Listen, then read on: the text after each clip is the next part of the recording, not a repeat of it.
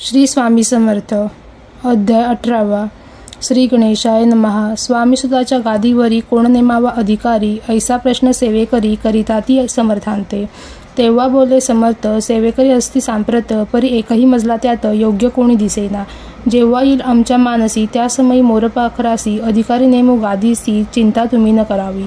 मोरपाखरा मोरपाखरा, समर्थ म्हणती वेळोवेळा, रात्रंदिन तोची चारा. मोठ्या मोठ्याने ओरडती, आमची पाऱ्याची वीट, जतन करावी नीट. वारंवार म्हणती समर्थ, काकूबाई लागून. लपवून ठेवले विटेसी, ती दिली पाहिजे आम्हासी. याचा अर्थ कवणासी स्पष्ट काही कळेना. असं स्वामीसुताचा भ्राता कोकणात राहत होता. स्वामीसुत मृत्यू पावता वर्तमान कळले त्या. तो केवळ अज्ञान, दादा त्याचे अभिनाम, त्याचे शरीर असमाधान, कृश होत चालला. काकूबाईंनी तयासी आणविले आपणापासी. एके दिवशी समर्थांसी दादा प्रती दाखविले. समर्थ बोलले बाईसी, 4 वेळा जेवू घाले यासी. आरोग्य होईल बाळासी, चिंता मानसी करू नको. त्याप्रमाणे बाई करिता दादासी झाली आरोग्यता. समर्थांची कृपा होता रोग कोठे राहिलं. केसगाव मोगलाईत तेथे नानासाहेब भक्त, त्यांनी बांधिला श्रींचा मठ, द्रव्य बहुत खर्चिले.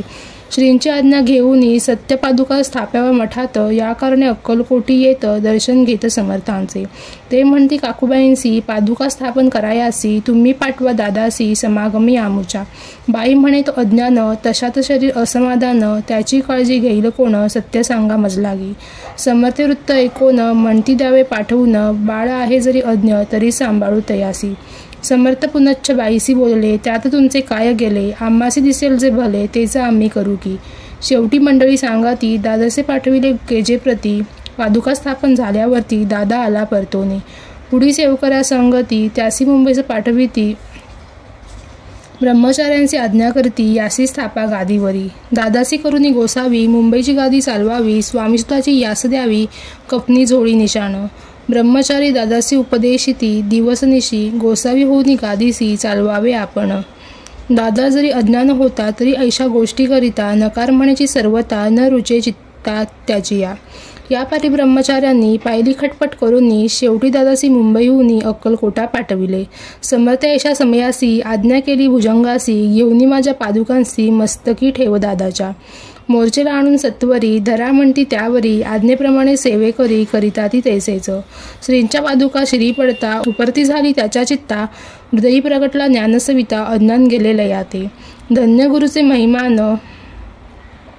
पादुका स्पर्श करून झाले तत्काळ ब्रह्मज्ञान, काय धन्यता वर्णावी. असो दादाची पाहुणी वृत्ती, काकूबाई दचकली चित्ती. म्हणे समर्थ दादाप्रती वेडखचित लाविले. ती म्हणेची समर्था, आपण हे काय करिता, दादाची या शिरी ठेविता, पादुका काय म्हणून. समर्थ बोलले तियेसी, जे बरे वाटेल आम्हासी, तेचे करू या समयासी, व्यर्थ बडबड करू नको. काकूबाई बोले वचन, एकासी गोसावी बनवून, टाकीला आपण मारून, इतुकेची पुरे झाले. ऐकून ऐशा वचनाला समर्थांसी क्रोध आला. घाला म्हणती बाईला, खोड्या माझी सत्वर. काकूबाईने आकांत करूनी मांडिले अनर्थ, नाना अपशब्द बोलत भाळ पिटीत स्वहस्ते. परी समर्थे त्या समयी लक्ष तिकडे दिले नाही. दादासी बनविले गोसावी, कफनी झोळी अर्पिली. दुसरे दिवशी दादासी समर्थ पाठविती भिक्षेसी. ते पाहुनी काकूबाईसी दुःख झाले अपार. समर्थांसी हसू आले, अधिकच कौतुक मांडिले. दादासी जवळ बोलविले, काय सांगितले तयासी. अनसूया तुझी माता, तिज पाक्षी भिक्षा मागा आता. अवश्य म्हणून तत्वता जननी जवळ पातला. ऐसे बाईने पाहुनी क्रोधाविष्ट अंतःकरणी, म्हणे तुझे हे करणी लोकापवाद कारणे.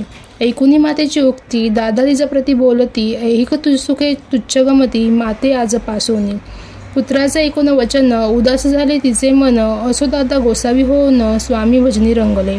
काही दिवस झाल्यावरी मग आले मुंबापुरी. स्वामीसुताच्या गादीवरी बसवून संस्था चालविली.